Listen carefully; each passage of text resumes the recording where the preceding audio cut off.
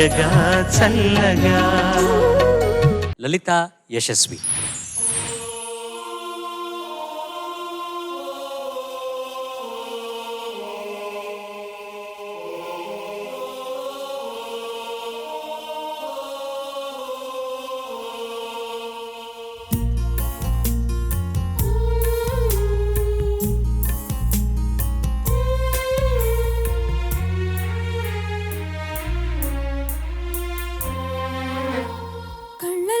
కళ్ళు పెట్టి చూడవెందుకు, చెప్పలేని గుండె కోత పోల్చుకుందుకు.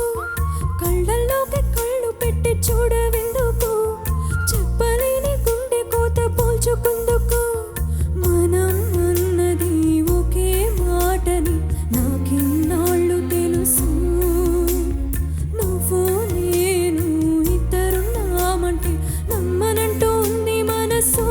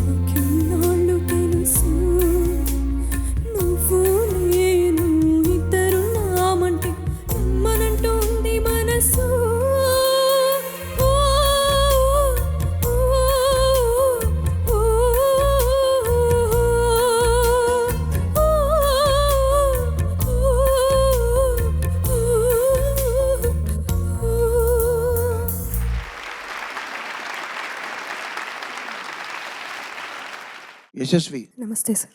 నమస్తే అమ్మ. చాలా నువ్వు భావానికి ప్రాధాన్యత ఇచ్చి పాడినట్టు నాకు అనిపించింది. ఒక పాటలో శృతి లయతో పాటు భావం ఉంటుంది కాబట్టి భాష ఇవన్నీ ఉంటాయి. ఎక్స్ప్రెషన్కి బాగా ఎక్కువ ఇంపార్టెన్స్ ఇచ్చి పాడినట్టు అనిపించింది నాకు. నిజమేనా? అవును సార్. అవును సార్. శృతి పోయినా పర్లేదు, ఇందులో ప్రశ్నించే గీతాలు పాడమన్నారు కాబట్టి ఇందులో ఉన్న భావాన్ని పూర్తిగా బయటికి తీసుకురావాలన్న తపన కనబడింది. అది అభినందనీయం.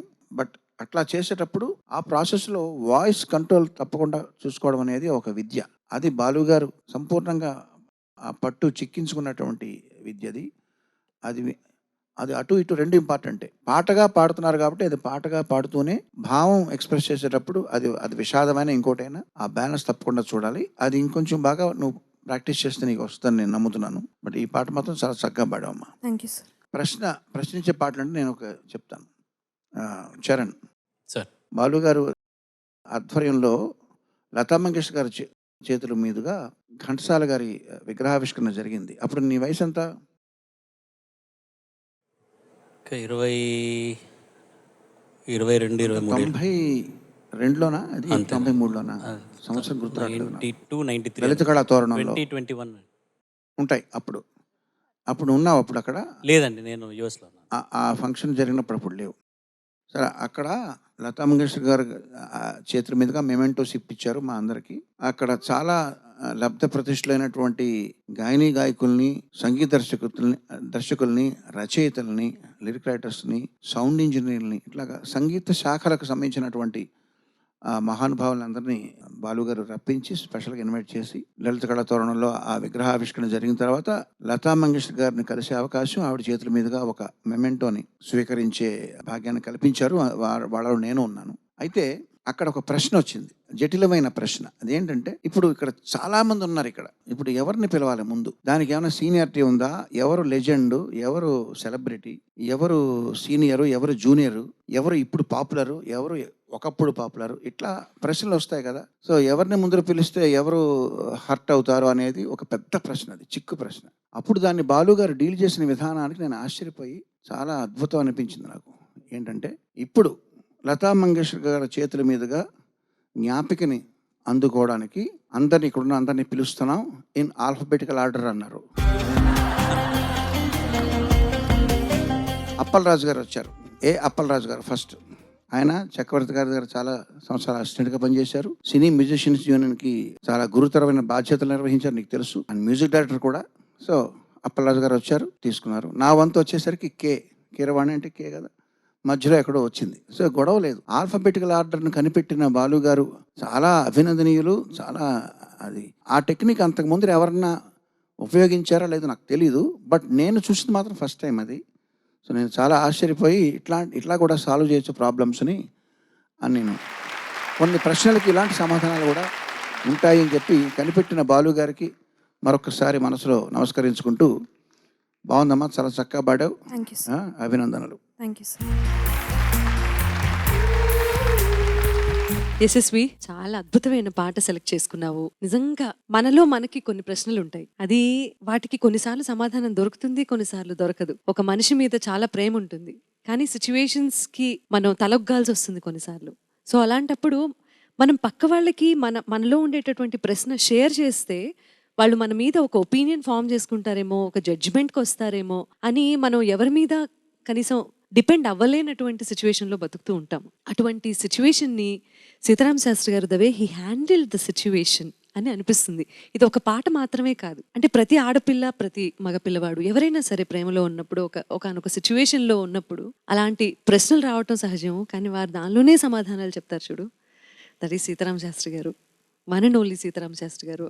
ఆల్వేస్ నువ్వు పాడేటప్పుడు నాన్న కొంచెం ఒక పర్టికులర్ ఏం చెప్పాలి, హై నోట్సే వచ్చినప్పుడు ఫాల్సెటోకి వెళ్ళిపోతుంది నీ గాత్రధర్మం. అది అంటే ఒక స్థాయి, అంటే ఎలా చెప్పాలి, ఒక రేంజ్ వరకే కంఫర్టబుల్గా ఆ బాడీ తెలుస్తుంది నువ్వు ప్రజెంట్ చేసేటప్పుడు. ఓకే, కొన్ని నోట్స్ తర్వాత నిషాదం షడ్జమంకి చేరుకుంటున్న ప్రాసెస్లో కొంచెం ఫాల్సెటో ఆటోమేటిక్గా వస్తుంది. దాన్ని నువ్వు మేనేజ్ చేస్తూనే ఉన్నావు. ఇంకొంచెం బోల్డ్గా ప్రాక్టీస్ చేయి ఈసారి నుంచి. ఆ నోట్స్ కొంచెం సస్టైన్ చేస్తూ ప్రాక్టీస్ చేయాలి, ఎందుకంటే అందులో నుంచి బయటపడాల్సిన అవసరం ఉంది. ఇప్పుడంటే ఫ్లోలో మనం పాడేస్తున్నాము రికార్డింగ్ సెషన్లో, పర్టికులర్గా అక్కడి నుంచే స్టార్ట్ చేయాల్సి వచ్చింది అనుకో, సడన్గా నీకు చాలా ఇబ్బంది అయిపోతుంది. మళ్ళీ దానికి మించి రిషభం గాంధారంకి వెళ్ళినప్పుడు కొంచెం స్ట్రైట్గానే పాడేస్తున్నావు, స్ట్రైట్ నోట్స్ వెళ్ళిపోతున్నాయి. బట్ మధ్యలో ఏవైతే ఉన్నాయో స్వరస్థానాలు, అవి కొంచెం ఫాల్సెటో ఆటోమేటిక్గా వచ్చేస్తుంది. అది మినహాయిస్తే మిగతా అంతా అత్యద్భుతంగా ఉంది. నీ గురించి చెప్పాల్సిందే ఉంది. నువ్వు ఆల్రెడీ ఒక playback singer material, thank you. కాబట్టి ప్రత్యేకంగా చెప్పాల్సిందేం లేదు. ఇటువంటివి కొన్ని మనం సాధన చేసి సరి చేసుకుంటే గనక ఇంకా వేలెత్తి చూపించేలాగా కూడా ఉండకూడదు నీ సింగింగ్. అది నా తాపత్రయం అంతే. Sure ma'am. Thank you. Thank you for this wonderful song. Thank you ma'am. Yashasvi నమస్తే సార్. బాగా పాడు నాన్న. Thank you sir. చిన్న చిన్న మార్పులు చేర్పులు కూర్పులు ఉంటే ఇంకా అద్భుతంగా ఉంటుంది అంతే.